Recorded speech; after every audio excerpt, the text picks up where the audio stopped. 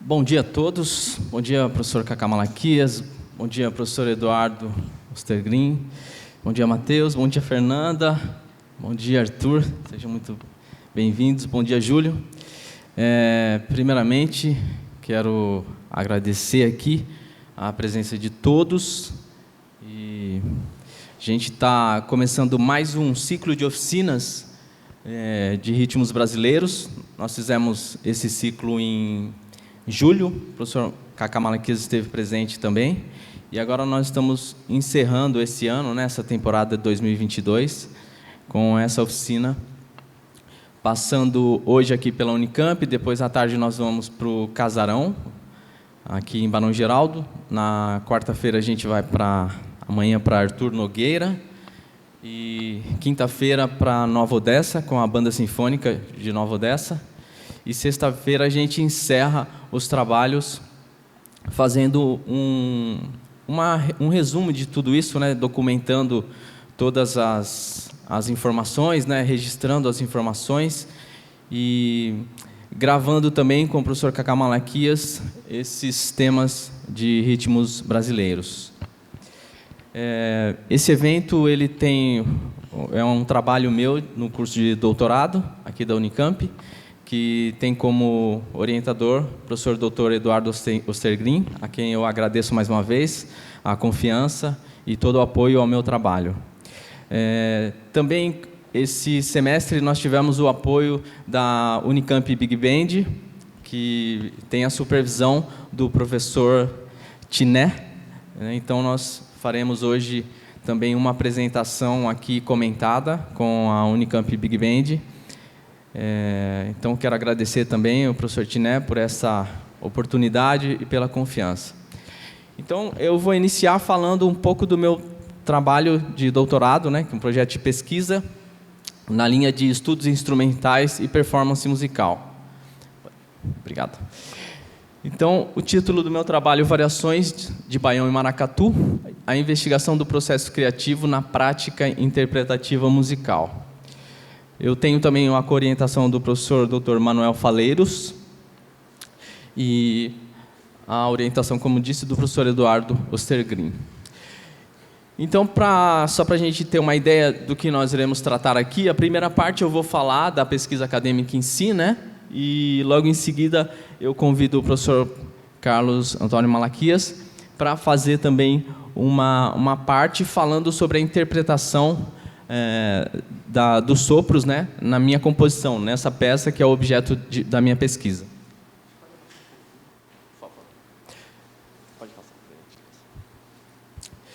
Então, como eu disse, é um trabalho que em suma, ele busca compreender, chegar a uma performance o mais coerente possível dos ritmos brasileiros, usando a orquestra sinfônica e uma banda de base, executando os ritmos de baião e maracatu. Então, a investigação desse processo criativo, de como a gente vai construindo essa obra a partir de um arranjo para a orquestra sinfônica e essa banda de base. E ele conta com uma reflexão constante, uma reflexão contínua dentro ali do processo criativo.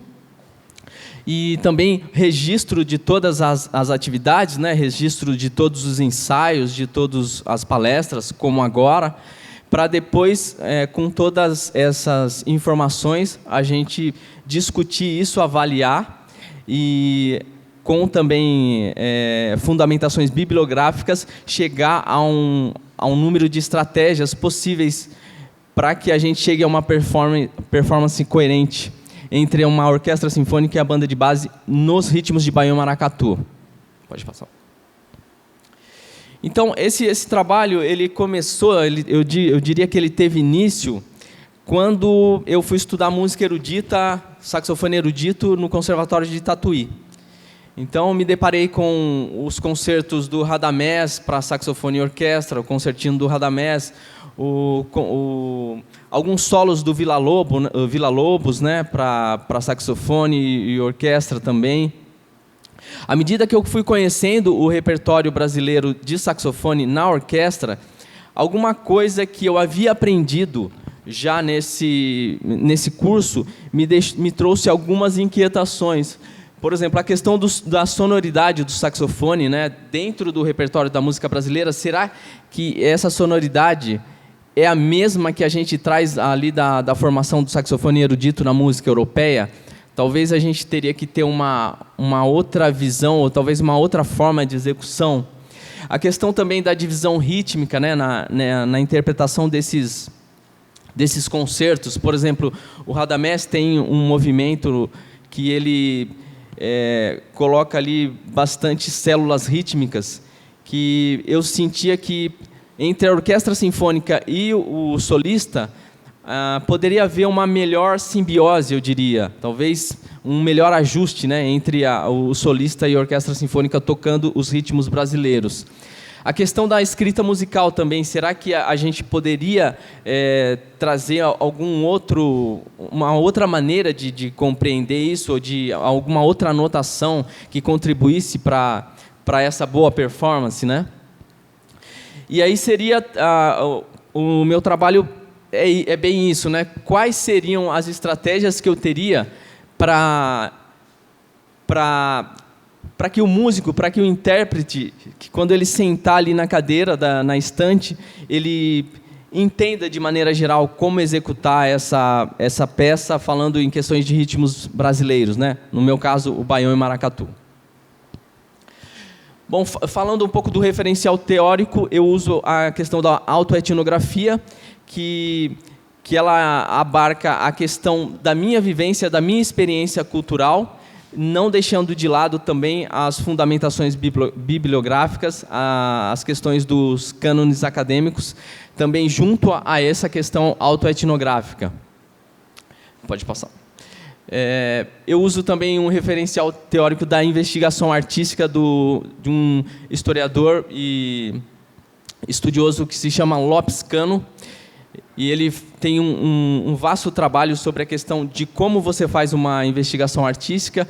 Ele fala de um ciclo, né, de retroalimentação, que você registra um fato ou uma composição, você analisa essa composição, você trabalha em cima dela, registra de novo, fica um ciclo vicioso, né, de trabalhos que você vai construindo essa obra de arte. E aí, com relação a depois de captar todas essas informações, aí a gente tem um referencial teórico que categoriza esses dados, né, essas informações, e para depois a gente, em cima desses dados, colher resultados do que a gente pode utilizar para uma melhor performance dentro desse ambiente do grupo sinfônico e uma banda de base nos ritmos brasileiros. Então, a gente vai ouvir a peça, o tema principal dessa composição, que depois vai se estender para o arranjo da orquestra e a banda de base. Por favor.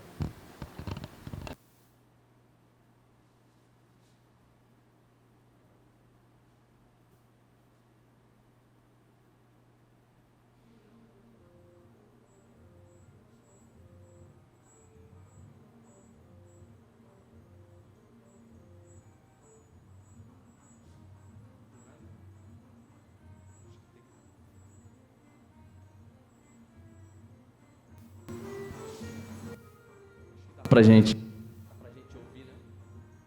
Tá ótimo.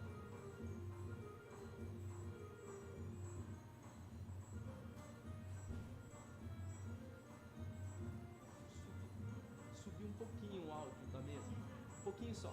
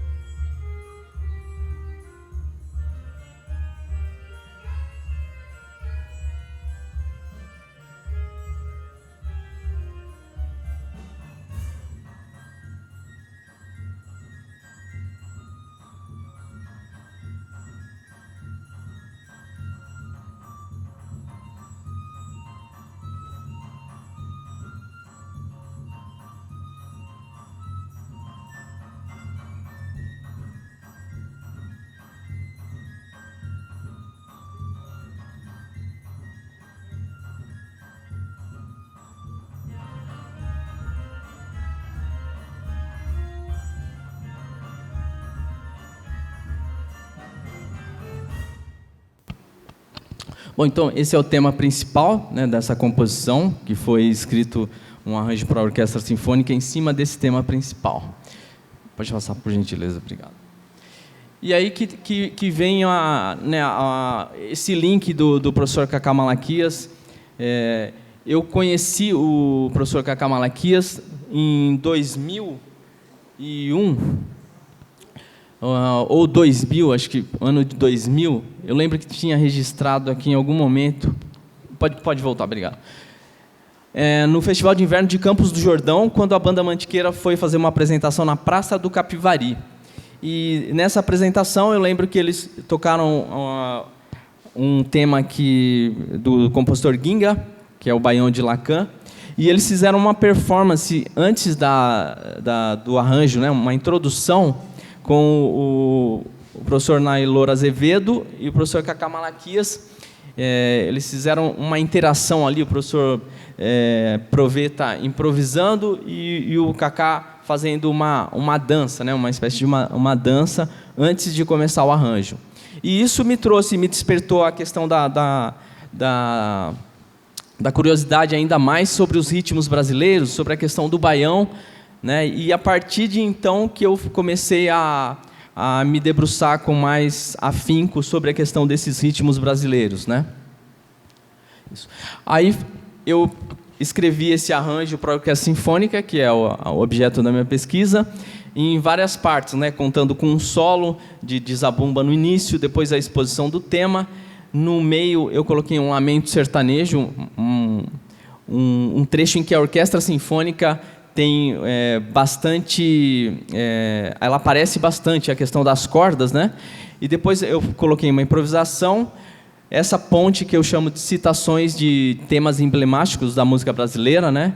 Que são trechos que os metais falam, né?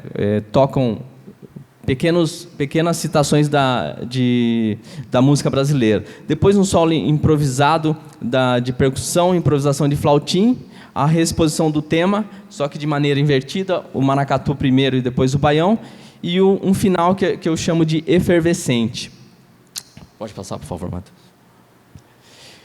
E aí, a metodologia para isso que nós utilizamos, a minha ideia foi fazer uma gravação com a banda de base, primeiramente, em estúdio, depois uma gravação em público. Dessa gravação em estúdio, era para nós discutirmos o arranjo e a performance em si, trabalharmos isso e passar, depois disso, para a orquestra sinfônica ouvir esse material e, em seguida, antes da execução da peça e dos ensaios. Então, nós fizemos 2 gravações, uma gravação em estúdio, como está aí, e uma gravação em público, com esse quarteto instrumental, para depois, numa segunda etapa, gravar num teatro fechado com a orquestra sinfônica e essa banda de base, e depois gravamos também no Teatro de Piracicaba com público essa formação, esse arranjo. Pode passar. Aí, só dando um panorama do que nós fizemos, né? A primeira gravação em 2019, em 2020 a gente gravou, apesar da pandemia, nós gravamos no auditório Cláudio Santoro, em Campos do Jordão. Depois gravamos com a Orquestra Sinfônica, primeiro, eu chamaria ali um teste, em Sorocaba, sob a regência do professor Eduardo Ostergreen. Depois fizemos outra gravação em 2021, e agora, em 2022, gravamos em Americana, né, num teatro fechado, e em Piracicaba, um concerto aberto ao público no mês de maio. Pode passar, por favor. Aí só uma foto para ilustrar aí para vocês. Nessa época, em 2020, a gente estava nas questões da pandemia, né, bem fortes, então eu não consegui levar a formação exata. Os percussionistas tiveram problemas da Covid, né, da pandemia, e aí eu tive que readequar a formação ali. Pode passar. Aqui com a Orquestra Sinfônica agora, recentemente, em 2022, sob a regência do maestro Álvaro Petelevich, que é a Orquestra de Americana, Orquestra Sinfônica de Americana. Bom, então, falando agora mais rapidamente, o objetivo geral da minha pesquisa é esse, né, que eu já dei uma pré para vocês. que eu estou tendo que ver aqui primeiro. Então, investigar esse processo criativo, né, esse processo de formação, como que eu dirijo toda esse corpo, né, de informações no processo criativo para a gente chegar a uma performance mais coerente possível entre uma banda de base e uma orquestra sinfônica nos ritmos brasileiros. Pode passar. E aí, falando dos objetivos específicos que eu disse, essa monitoração, né, esse processo mais, eu diria, mais direcionado, com os músicos, levando pessoas especialistas para falar, para comentar e até para sugerir questões interpretativas dos ritmos de Baião Maracatu na pesquisa. E a questão dos métodos também, né, criar estratégias, que eu vou falar logo mais, para que nós cheguemos a essa boa performance. Pode falar, obrigado. Então, uma das estratégias que a gente pesquisou é essa questão de provocar, ou de evocar sentimentos para os músicos, né, de trazer, além da partitura, algo que evoque o sentimento do músico, que leve o músico até esse lugar da música, por exemplo, do baião, né? da música nordestina. Então, mais para frente, a gente vai ver, eu criei uma narrativa, uma história de um personagem que ele está no Nordeste, ele está em busca de uma vida melhor, então ele sai de onde ele está, do sertão, e trilha um caminho. E esse caminho é levado ali pela zabumba, né, numa dinâmica pequena, depois vai crescendo e diminuindo, dando essa ideia de que esse personagem está caminhando e chegando a um determinado local. Aí tem a exposição do tema, depois no Lamento Sertanejo é como se esse personagem estivesse realmente chorando, né, lamentando essa vida, né, esse sofrimento, né, a questão sofrida do povo nordestino. E daí tem um trecho também que eu chamo de efervescente, que é uma divagação desse personagem que ele não sabe para onde ir, né, que rumos tomar, e aí eu crio ali uma atmosfera com acordes de estruturas superiores, né, acordes dissonantes, tendo nas suas estruturas superiores notas como sustenido 11, notas bem dissonantes, para criar essa sensação, enquanto que a percussão está totalmente free nesse momento, né? Pode passar. Então, é isso que eu disse. Eu uso a questão da autorregulação, que tem a ver com um processo de cognição, que é um processo de gerenciamento das ações cognitivas relacionadas ao pensamento, ao comportamento e às emoções, e se desenvolve como forma de aperfeiçoar os resultados do aprendizado. Então, é nesse sentido, na hora de interpretar ali a partitura, eu trago esses sentimentos, né, de ter essa história e de ter uma videonarrativa que os músicos já viram e que eles vão entrar ali numa atmosfera, num sentimento, antes de interpretar a peça propriamente dita. Aí entra a questão também dos quadros, né? Algo que te leva também a ter um sentimento, né? Você pode chegar a um sentimento. Por exemplo, aqui eu cito o quadro do Cândido Portinari, da série O Retirante, né? Que traz todo esse sofrimento, né? do povo nordestino, né? Que tem a ver, tem essa relação com a peça. Pode passar, por favor. Então, só agora, rapidamente destrinchando como eu elaborei esse processo de pesquisa. Então, eu fiz um planejamento, né, analisando cada passo desse processo criativo, né, contando com entrevistas, contando com análises de bibliografias, referenciais teóricos. E aí, por último, na parte 2 ali, esse monitoramento dessas performances, que é o que a gente está fazendo agora, né? Após registrar todos esses eventos que foram gravados, a gente vai monitorando e fazendo alterações durante esse processo, até se possível, né? Se for necessário. E aí, a parte 3 seriam essas reflexões. O que funcionou, quais hipóteses foram positivas ou negativas para que essa performance chegasse a um bom termo. Pode passar. Aí, seria esse ciclo que eu falei para vocês logo minutos atrás, né, do Lopes Cano, que ele tem um registro, né, a gente capta as informações ali de áudio e vídeo, faz uma reflexão sobre isso, cria novas ações para melhorar essa performance, faz uma outra prática, que foi o que nós fizemos, né, tanto na prática de laboratório e na prática ao vivo, e analisa ali, que é a questão da observação da minha pesquisa, e grava isso, como se fosse um ciclo vicioso. Então, eu uso esse referencial do Lopes Cano para a minha investigação artística. Uso também um filósofo, Louis Parizon, que tem uma frase dele que eu fiz questão de frisar aqui, que ele fala que formar significa fazer, mas um fazer tal que, ao fazer, ao mesmo tempo, inventa um modo de fazer. Então, seria meio que isso que nós temos feito nesse trabalho. Durante os ensaios, alguma manifestação de um músico, de um maestro, que a gente discuta ali em loco e tem algum sentido para melhorar essa performance, a gente vai trabalhando isso e construindo juntos esse processo, né? Essa obra de arte, eu diria que é a composição. Pode ir.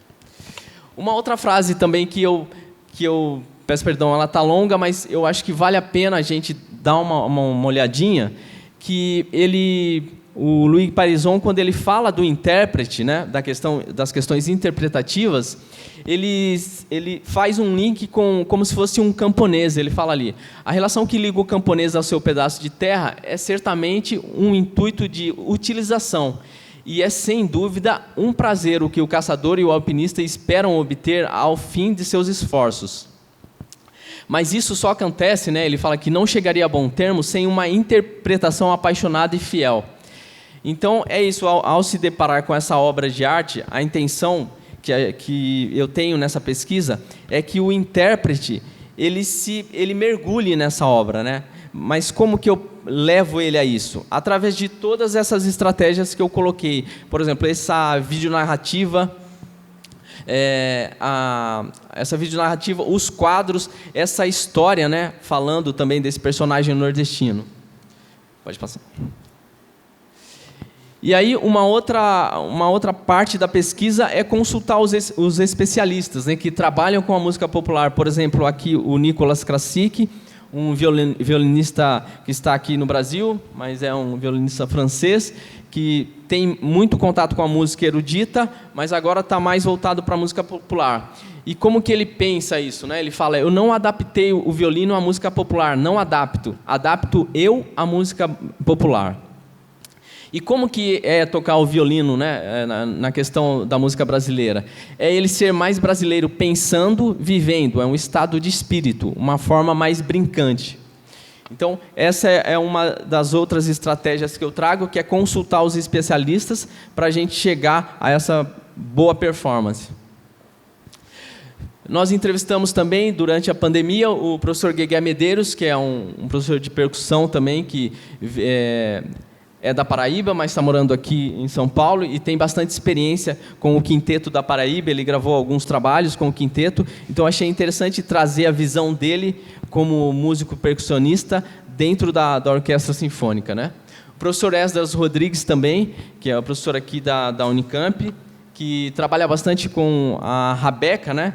Então, eu acho que tem um grande link também com a questão do violino, a interpretação do violino nesse tipo de ritmo, né? E o professor Letieres Leite, também, que faleceu aí recentemente, mas que tem uma grande atuação, teve uma grande atuação, e essa atuação continua com seus alunos e professores do projeto percussivo baiano, na questão da rítmica musical brasileira. Eu até trago uma rápida fala dele a respeito de como executar os ritmos brasileiros dentro de um grupo sinfônico. A ideia é o seguinte: não tem como você ter uma execução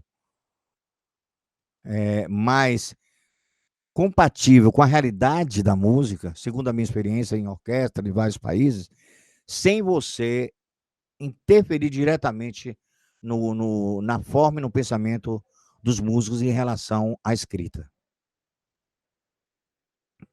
Essa é uma questão difícil, mas é uma questão que você não tem como solucionar isso através de sinais, através de novas escritas. Já tiveram vários congressos tentando inventar até sinal, sabia? Um coqueiro, um macaquinho, não sei o quê, na hora que ia ter uma... Não, não é isso. A história é bem simples. Vamos esquecer que existe síncope. Primeiro, não tem síncope. Esses acentos têm que estar naturalizados na execução do músico. Então, eu chamo de acentos naturais ou acentos culturais. O acento que eu estou falando é, no caso, os deslocamentos, né? Um papirupá, pet, pat, papum, papirubapuru, bapiru, no maracatu, que seja. Esses acentos têm que estar naturais. Então, é preciso fazer com que o músico conheça o padrão mínimo. Todo mundo que vai executar, a orquestra inteira. Ou você bota na partitura, lá em Cuba, os caras botam assim, sabe como? Ele bota assim a música, o BPM, não é? Lá em cima, uns dados, e botam a clave escrita, minimizada. Essa música está escrita baseada nesse padrão rítmico. Esse padrão não tem nunca menos que 4 pulsos. Agora, se você tem um padrão ternário, é outra coisa. Mas mesmo assim, você vai pensar de forma composta. É preferível escrever ele em 9/8. Assim como padrões quaternários, em algumas situações, é preferível escrever em 12/8. Depois eu vou explicar isso, porque assim, ó, o deslocamento, ele não é nem na última semana. Se vamos pensar numa figura de 16 semicolcheia dentro de um plano de 4, certo? Não é nem na última semicolcheia. Pá, pá. Você quer execução. Você é maestro. Você quer que eles executem isso. E nem é na tercina. Pá, pá, pá. Vou dar outro exemplo. Você sabe que no jazz, desde a década de 40, eles inventaram de escrever de uma forma e os músicos leem em swing. Todo mundo sabe disso, não é isso? Isso não é novidade, não é? Então, só para a gente ganhar um tempo, então o professor Letieres também teve uma participação aí, e como uma estratégia, né, de trazer um especialista para contribuir com essa performance musical. Pode seguir, por favor. Aí, a partir de agora, eu coloco aí o que foi realizado, né, dentro da Orquestra Sinfônica, mas eu acho que eu vou passar já para o professor Cacá Malaquias para ele falar a respeito da questão interpretativa dessa peça nos sopros. Pode passar? Pode passar. Pode ir. Pode ir. Pode ir. Por favor, pode ir. Isso.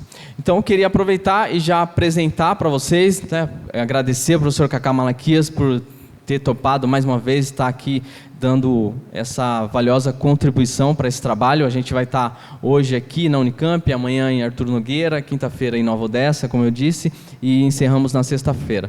Professor, muito obrigado pela presença, seja bem-vindo, chega aqui. Uma salva de palmas aí.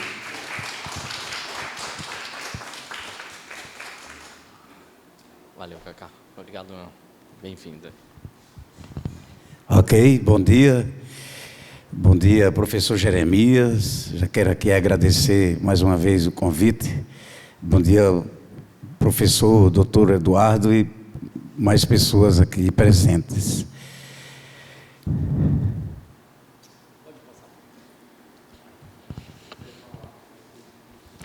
Bom, antes de entrar no assunto aqui dessa linda peça do professor Jeremias, eu quero fazer uma coisa importante que existe em alguns estados do Nordeste. E Pernambuco é um desses estados. Que o estado de Pernambuco, assim como o estado de Alagoas e Paraíba, que são vizinhos, são divididos em 4 regiões. Então, isso é importante esse conhecimento. O estado de Pernambuco, você tem o litoral, né? Aí você tem a zona da mata, aí subindo a serra você chega no agreste, e depois, subindo mais, vai chegar no sertão. Então são 4 regiões que são diferentes entre elas, né? No litoral, por exemplo, você tem o quê? O frevo, a ciranda, o cavalo marinho e outros estilos. O agreste, por conta da influência africana, você tem o maracatu, tem o maracatu rural, o maracatu de baque virado, tem o agreste da região sul e o agreste, não, desculpa, a zona da Mata Norte e a zona da Mata Sul. Subindo para o agreste, onde está localizada a cidade de Caruaru, que é conhecida como a capital do forró, aí você vai encontrar o forró. Mas é no sertão onde se encontram, onde tem a maior riqueza cultural, se tratando de música, de poesia, que é essa região onde eu nasci, na cidade de Carnaíba, no sertão do Pajeú, que é o rio Pajeú, né? E não só isso, o sotaque é diferente entre essas regiões, os costumes, né, a culinária, tudo diferente. Muito bem, agora, entrando aqui nesse assunto, a gente sabe que tem 3 instrumentos importantes que foram para essa região, ou essas regiões. O pife, que é conhecido também como pífano ou pífaro. O pife vem do latim, pífaro tem uma influência germânica, e pífano do grego. O pífano, a rabeca e o acordeon, principalmente o 8 baixo, né? O acordeon com 8 baixo, que é conhecido como pé de bode. São instrumentos melódicos, e tem o zabumba, que se trabalha até hoje com esses instrumentos, com o pífano, com a rabeca e também com o acordeon. Então, melodicamente falando, esses instrumentos deixaram essa riqueza na música nordestina, né? E vendo aqui, analisando, olhando esse tema do professor Jeremias, então tem uma riqueza melódica e rítmica nesse tema, né? E falando sobre a harmonia, também tem essa coisa do modalismo, né? Que também a gente encontra esses elementos aqui nesse tema.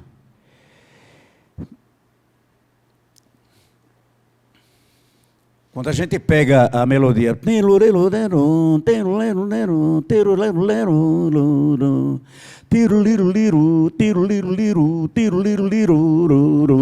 então dá para ver a presença da rabeca e principalmente do acordeon.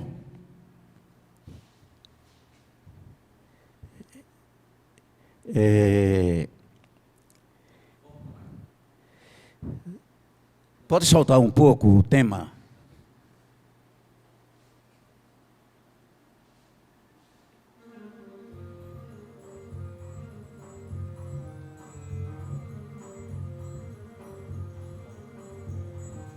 Pronto, muito bem.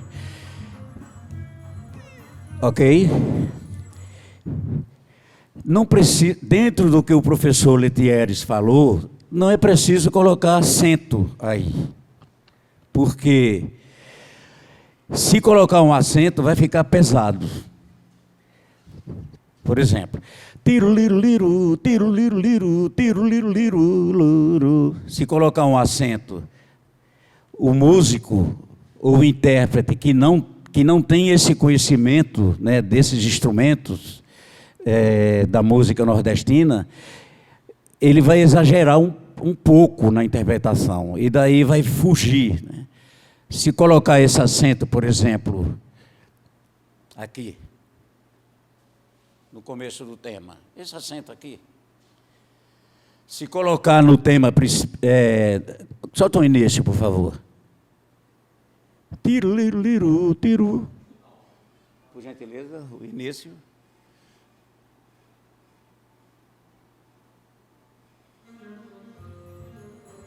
Pronto, muito. Daqui não está.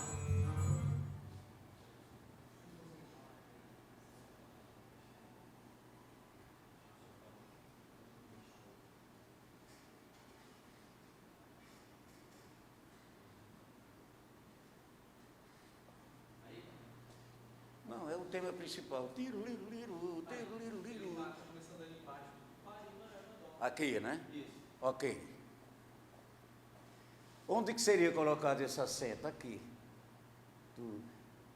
Tiro, liru, liru, tiro, liru, liru. E vai sair, vai ficar exagerado, vai ficar pesado.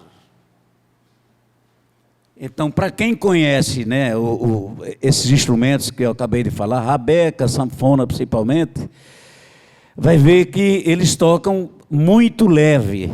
Tiro, liru, liru, tiro, liru, liru, tiro, liru, liru, liru. Se colocar o acento, o intérprete pode correr o risco de deixar pesado a melodia. Fica tiro, liru, liru, tiro, liru, liru, tiro, liru, liru. Aí vai fugir totalmente. Porque os acordeonistas, eles não pensam assim, né? Então, tudo rola naturalmente.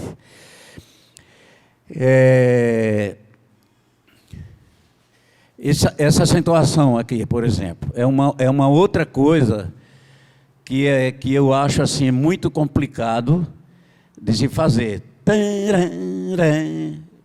Muito difícil isso aqui, principalmente quando se trata de big band, de orquestra, de grupos de formação onde você tem vários instrumentos de sopros, de cordas. Então, isso aqui eu acho que é uma dificuldade muito grande que a gente encontra ainda nos músicos. Na verdade, o que é preciso fazer, comentando com o professor, o problema nosso aqui do nosso país é que tem muita coisa, muitos estilos. Você chega no Rio de Janeiro, por exemplo, você tem o samba, você tem o choro, você tem o machixe, né?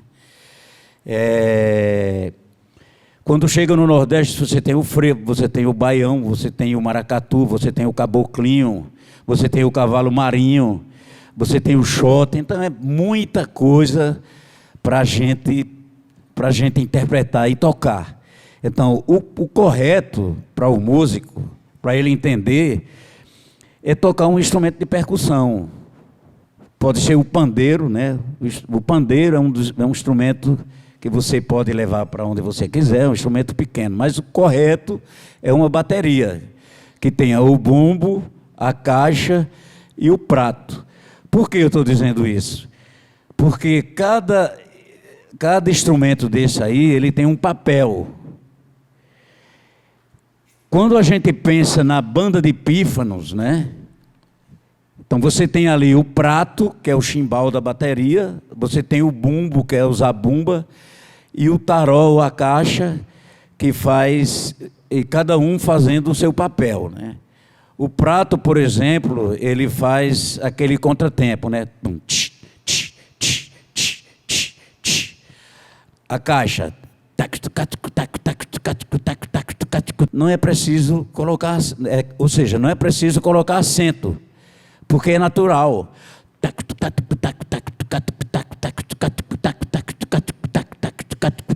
Daí já dá para observar ali uma dança. Já o zabumba, o pedal, tá?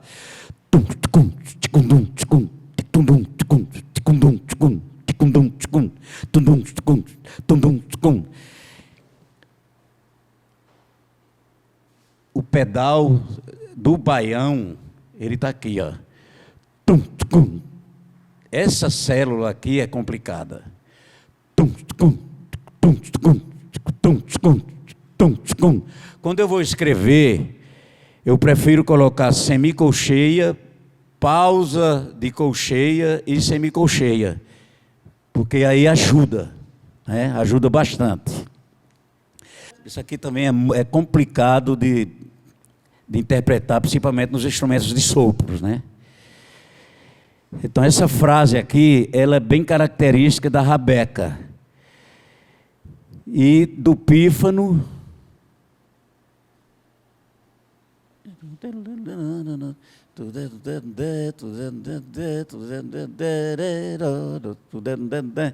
Esse trecho aqui tem tudo a ver com a rabeca, esse trecho aqui para frente. Já o pífano, como ele é um instrumento muito difícil, ele é mais tocado com arpejos, né?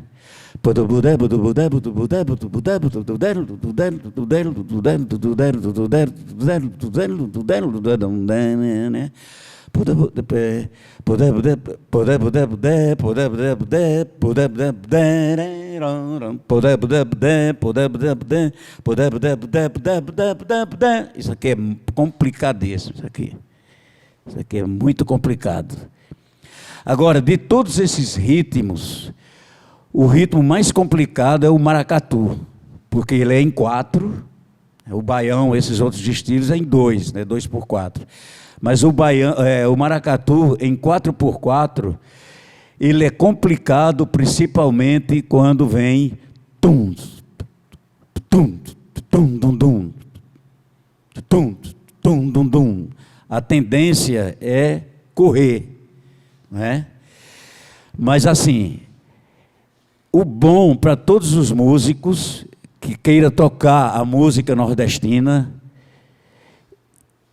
eu acho que é importante ter um pandeiro e principalmente uma bateria. Aí ele vai entender e vai ficar melhor para a interpretação de uma melodia.